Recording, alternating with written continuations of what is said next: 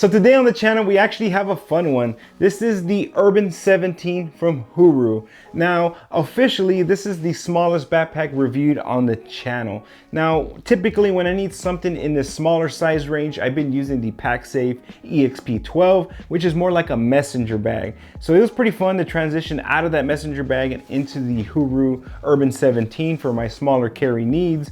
You know, typically as a larger guy, I don't gravitate to these smaller backpacks because I kind of feel like a fat guy in a little coat, but admittedly this one was actually pretty cool, pretty fun to test. The layout is actually excellent for this style of bag, and of course I'm going to unpack all the details for you here in today's video. I'm going to show you the ins and outs, I'm going to show you how I packed it out, and of course share my experience in using the bag.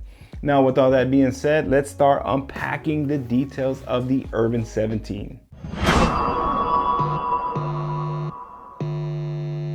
What's up friends, it's your boy John and this is Unpack'd. If you're new here, welcome, I'm so glad to have you. Now Huru is a Ukrainian-based carry brand that actually popped up on my Instagram feed organically. It wasn't ads or anything like that, it's just the algorithm showed me their posts and I was immediately drawn to their designs because here on Unpack'd, we're pro roll top, we're pro top loader, and a lot of the Huru designs are top loading bags. Now, as somebody who likes the tactileness of bags, I love interacting with fidlock buckles, cobra buckles, you know, zippers, all those things. I just really like interacting with my bag. I was immediately drawn to the big metal buckle. That's kind of like the focal point and key signature theme throughout a lot of their products. So I'm gonna go ahead and throw the tech specs for you up on the screen. Please feel free to give that a pause to get a better look at any of those numbers.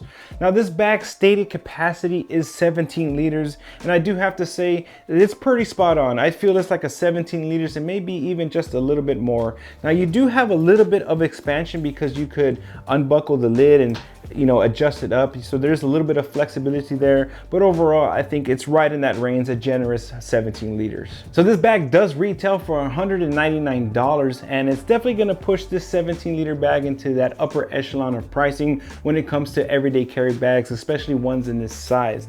Now that's not even factoring in tariffs. So they're a Ukrainian bag, and this specific bag was shipped out of Poland.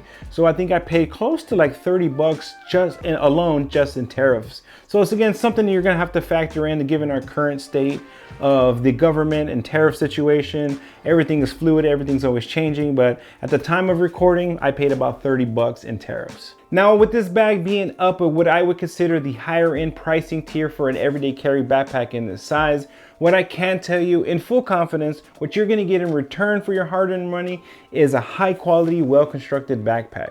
Now, just like I do with every single piece of gear I receive, when I unbox it, I give it a thorough inspection. I'm looking at the stitching, I'm looking at the binding, I'm looking at the panel alignment. I'm looking for all the signs that would tell me that something is wrong with this backpack.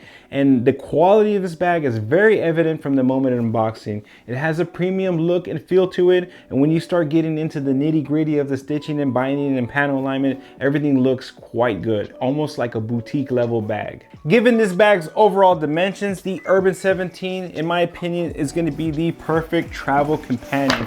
It should pass as a personal item, I'd wager, anywhere in the world. It's easily going to slide into the box, so you shouldn't have an issue bringing this bag anywhere in the world if you wanted to travel as a personal item. When you start talking about the Urban 17's overall aesthetic, like the name suggests, urban, it kind of has that city feel and that city vibe. Now it has that classic backpack top loading look to it, but then you have the leather bits and the metal hardware that kind of bring it back into the modern age, giving it that city, that techie feel that is kind of evident across a lot of the different Huru bags. And like I said, this metal buckle here is kind of like a signature, a focal point. It draws the eye in, and I love that about this bag, and I love that this is a theme that can be seen throughout the different Huru branded products, because it kind of like full circle ties everything back together again. So if you're pairing this with like a messenger or a sling, like I just love matching gear, and even though they're not identical matches, the design language is there and you can definitely tell that they're made by the same maker, especially when they all have this metal buckle.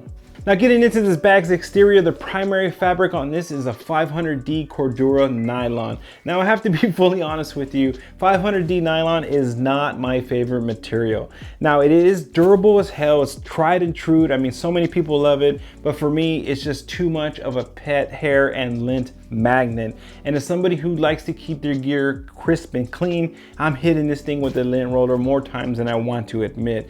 But all my efforts are futile because it just picks up lint like crazy. And something I really learned about myself when I started reviewing bags is I really enjoy the type of bags that kind of tie in that old heritage materials, whether it's canvas or in this case leather, and they tie that in with a more modern like aluminum buckle like we have here, even right down to the strap adjusters to the bottom of the backpack being aluminum. I just really enjoy that blend of like kind of old school meets new school. Now, even though this is a small bag, there's a lot of beauty in the details, like the leather accents throughout the bag. Now we have leather accents here on the zipper pulls.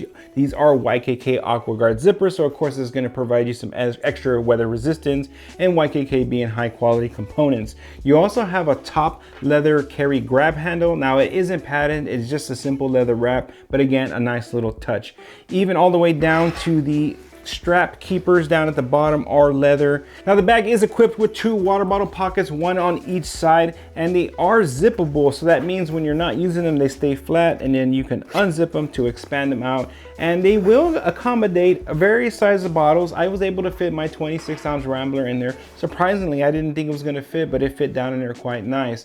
Now again, one small little detail at the bottom of the water bottle holders, you do have a metal grommet, and that's meant as a weep hole or a drain hole. So if you stick a bottle that has condensation or a wet umbrella, you have that small drain hole down at the bottom so your pocket doesn't become a cup filled with water. So the bag does have a little bit of padding down at the bottom, not a lot, but enough to help it stand up on its own depending on how you pack it out. Now, hidden away on every Huru product is a unique serial number, and in this case for the Urban 17, it is a metal tag that is sewn into the top part of the quick access pocket, so it's pretty unique there, but it's kind of cool that every bag has a unique serial number. Now these bags are backed by a lifetime warranty, so again, another peace of mind that you're getting a high quality piece of gear that the company stands behind. Now the front of the bag only has 1 external pocket. It is a side access pocket. On the inside is going to be no internal organization, but you do have a key leash here, again with some more metal hardware, and the thickness on this key leash is actually pretty crazy.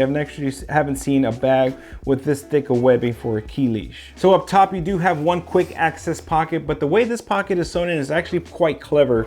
It's gusseted here on the outside, so it actually gives itself a little bit of volume without having to go into the main compartment like you would see on most quick access pockets for backpacks.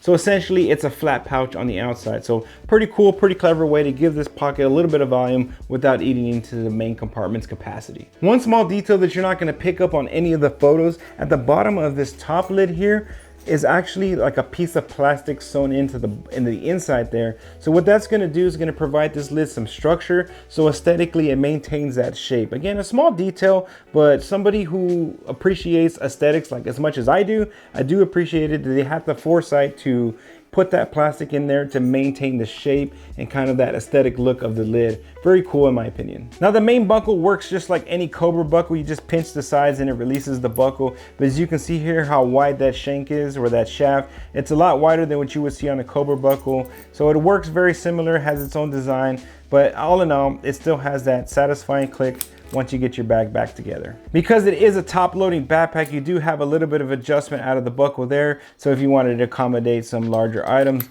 you fully have the opportunity to do so. Now jumping over to the back panel, you have some nicely padded J-style straps. Now given my body size and type, J straps generally work well for me, but I know some people prefer S straps, so it's just something to keep in mind. You are gonna have the J straps on this bag.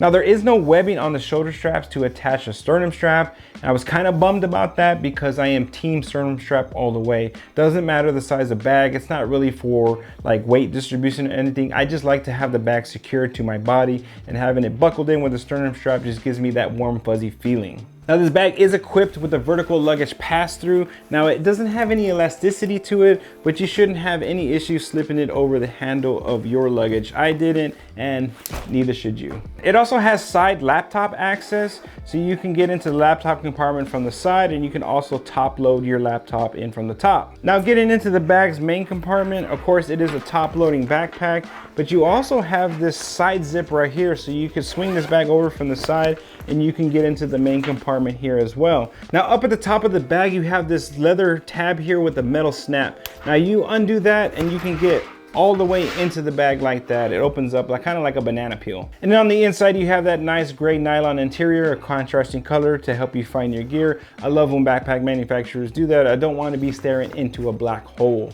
Now on the back side of the backpack is your laptop compartment. Again, you can access it from the side as well. And it is microfiber lined to help protect your device. It's slightly padded, of course, with the lots of padding on the back should provide your device plenty of protection. Now the laptop compartment isn't suspended off the bottom, so something to keep in mind when putting this bag down. If you do so too hard, it will make direct contact with your device. And in front of the laptop sleeve, you have another padded sleeve here for your iPad, your tablet. It's actually quite wide, so if you wanted to stick folders, documents, anything like that, they would also fit in there as well. Now on the front flap, you have two additional zippered pockets, one that goes along the top and one that goes along the side. There is no further internal organization into those pockets, they're just dump pockets. Now another feature of the top, besides the button, is it actually has magnets here to keep these top lids folded. So when it's not fully packed out, it keeps it nice and clean. And of course, when you need the expansion, the magnets come apart and open it up. Now, besides the magnets being up at the top, one small detail I really appreciate it is this metal button up at the top. Now, I've used backpacks in this form factor before. And what I found is if they didn't have this metal button up at the top, once you start to pack this bag out and you start walking, you start going about your day, the bag being packed out actually puts stress on the zipper, and the zipper will slowly start to walk. And by the time you get to your destination, your bag may end up looking like this because over time this stress just opened up the zipper. So I think it was a pretty clever move here to put this little button up at top to make sure that everything stays together and you don't have that walking zipper. So let's pack this bag out. It's advertised to fit a 16-inch MacBook Pro. Of course, I don't have one. I have my 16-inch Woodbook Pro, which is the exact dimensions of the MacBook. And I will say the 16-inch MacBook Pro does fit on the inside of this bag, but it is tight. It's almost at the very top, and that's literally the max you're gonna get. But if you're curious, this 16-inch MacBook Pro actually does fit. Now I have my 3D printed replica of an iPad Pro. It easily fits into that front main compartment there. And if you don't carry a tablet, you don't carry a device, like I do most of the time, I just carried my Moleskine Notebook right down in that pocket as well. So like I said earlier, I feel like this is a generous 17 liter and I can actually fit my entire Carhartt Lunchbox into the main compartment. It actually fit very, very nice down in the center. Now I didn't use this side zip pocket right here because it also shares volume with the front pocket. So if you stuff the one on the inside, it's going to limit the space on the outside and vice versa. So with my lunch being in there, almost in every backpack, I leave that bottom pocket just open. Now this top pocket was a great place for me to put my first aid kit, my boo-boo kit. This is my Dmade Slim Stubby. It's actually the great perfect size for that pouch right on the inside like that. And lastly, I just took my Filip Raboch tech case here, and I've got my MacBook charger, my Magic Mouse, a couple of cables, a USB cable, some backup headphones, and that tech case fit beautifully right up top. So with my lunch, my tech case, and my computer, that's pretty much all I needed in my main compartment with my med kit right here on that side. So we can go ahead and get this zippered up. As you can see, closes with no issue. You button up the top button, and everything just fits in there quite nice, and you can flip the lid and lock this bad boy into place. This top pocket was a great place to put things I wanted quicker access to, like my chapstick. I can put my gum in there, my AirPods, and of course the sunglasses would also fit even with all that gear in there. Now when it comes to this front side compartment, my Ikigai vitamin case fits in there. My portable charger, this is the Iniu P50, that will also fit in there. And I'm a big proponent of carrying a flashlight for EDC and travel, and right now I'm using the Wuben X4. It's a great flashlight. I got a video coming on this as well, but that easily fit down into that front pocket as well. And if you're traveling with the Urban 17, of course, that hidden security pocket on the back panel will come in clutch. Now I have my Wayfinder passport wallet. So passport wallet will definitely fit on one side.